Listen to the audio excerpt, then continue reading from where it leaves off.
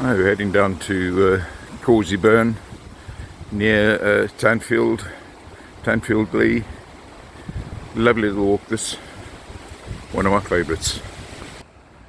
Okay, so this is coming from the direction of Tanfield. You park up next to the Tanfield Railway. It's about an hour's walk, circular route, which takes in some marvellous woodland. So we'll be coming back along that path there, but this is where we start here. This is Causey Burn, which inevitably runs into the River Derwent, and from there into the River Tyne. What's lovely about this walk is that it is so accessible, and yet you very seldom find people walking along here. It's a marvellous little gem.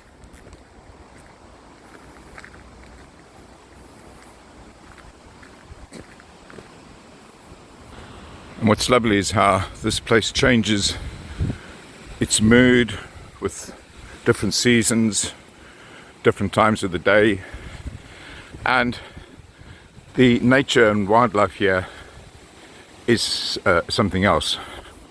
Lots of bird life.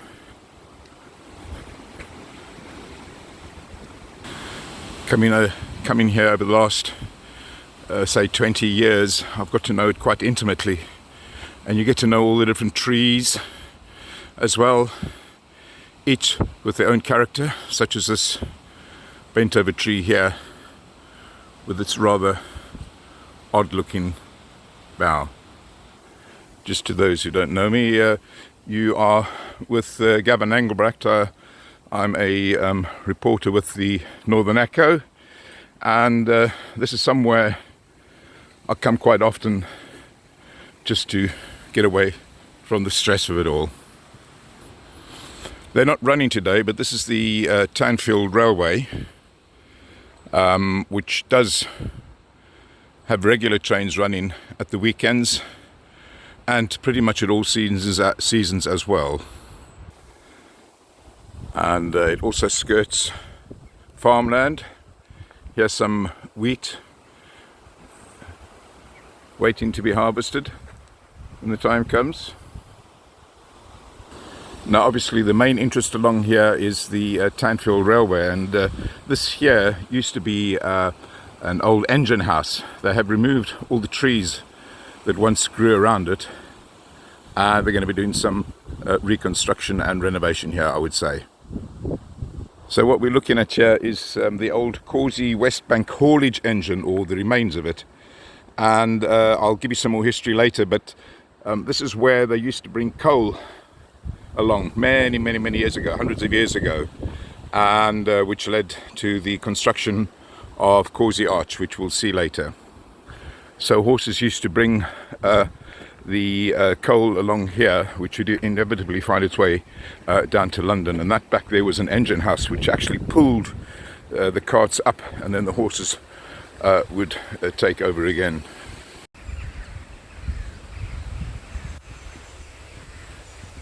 Wonderful contrast of colours here, verdant green of the ferns, and then cut across them.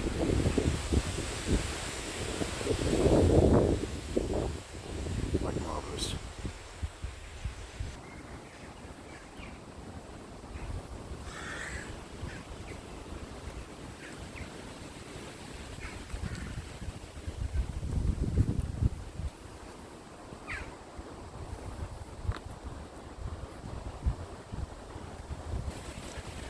This must be one of the few natural woodlands left in the region, and it's a little pocket that's between Stanley on the one side and the urban conurbation of Gateshead, and well managed, well preserved. It's quite a plucky breeze blowing through here today. This is one of the more odd trees that you come across on this walk. Sun-dappled footpath. And here we come back to the Tanfield Railway, which we'll cross shortly. Beware of trains.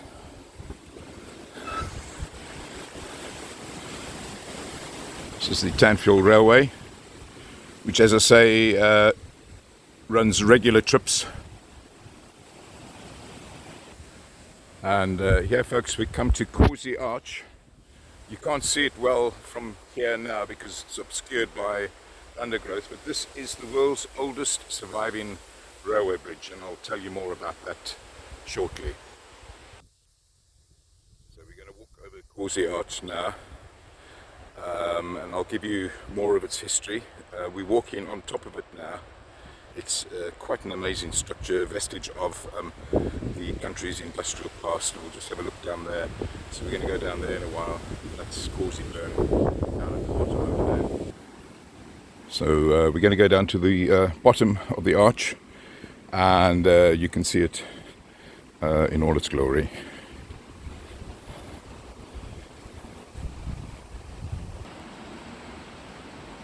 And there we have it, folks. This is Causey Arch near Stanley. It's the oldest surviving single arch railway bridge in the world, and was a key element in the industrial heritage of England. It carried early wagonway horse-drawn carts on wooden rails to transport coal, and the line was later diverted and no longer uses the bridge.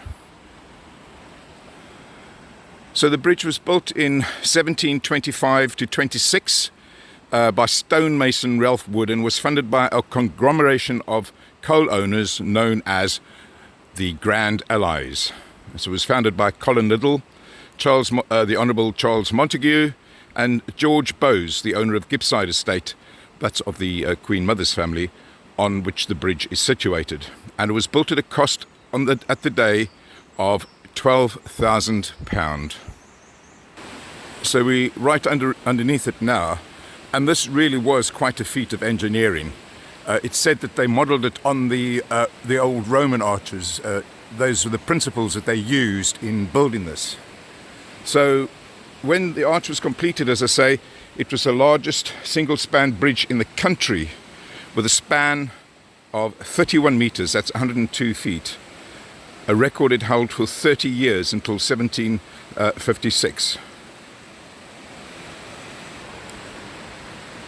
So two tracks crossed the arch. The one was called the mainway to take coal to the River Tyne, and the other was called the byway for returning the empty wagons.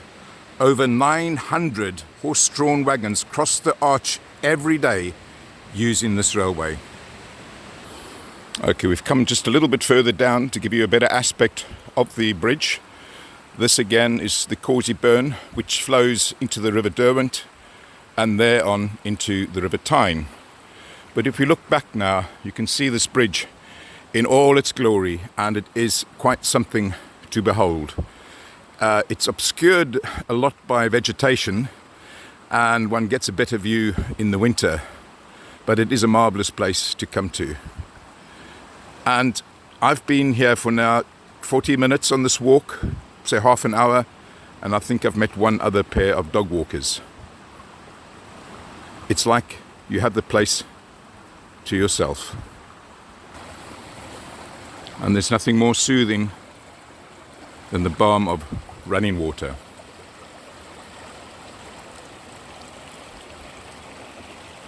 This is truly picturesque, and is something you have to get to see at some time.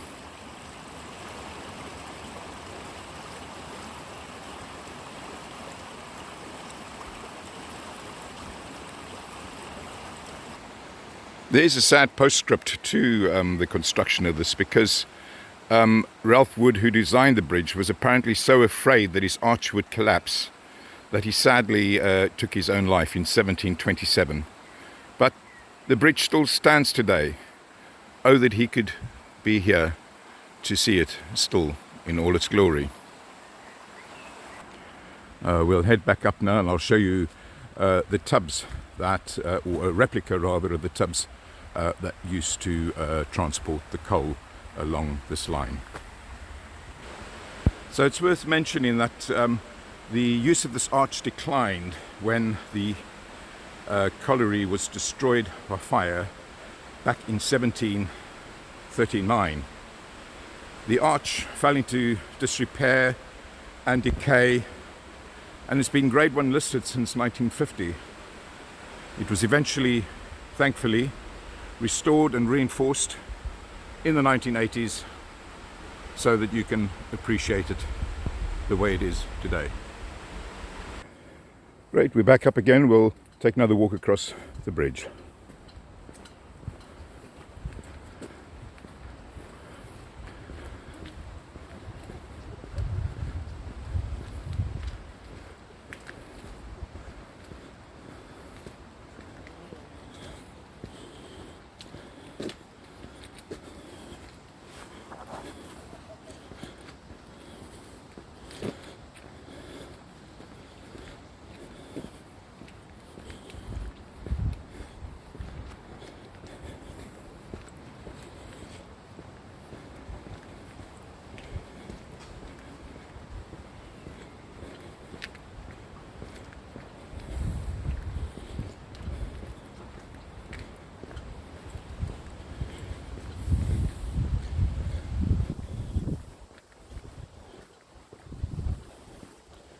And here is a replica of the tubs that were drawn across this bridge.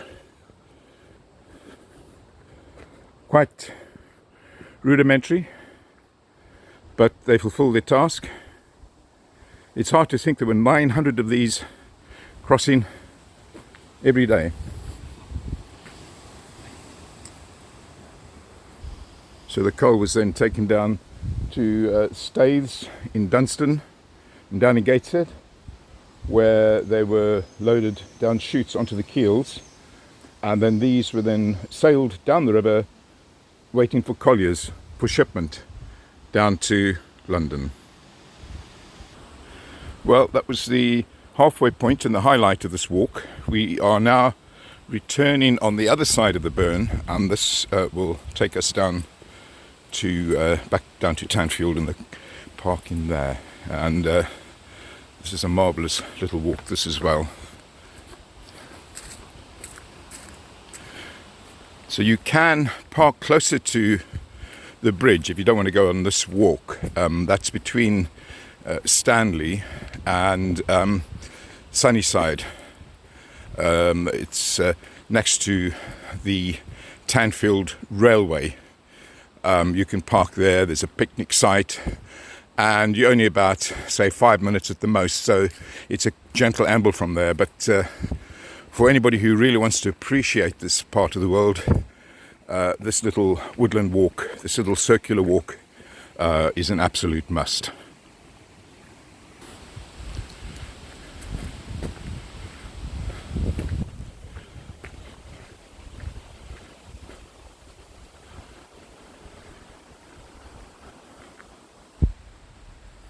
That there's Causey Burn running down through the valley, down at the bottom there.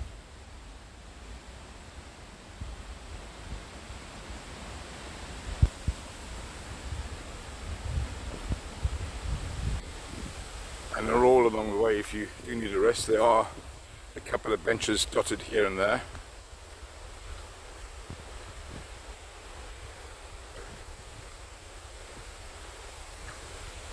This is essentially the closest you'll get to native woodland in the region, and as I was saying earlier, is one of the few pockets that are left. The bluebell season is long gone, but it's worth mentioning that this is also very good for bluebells in the spring. Of course, what we're following here is what was the old track bed all those hundreds of years ago, which is still here.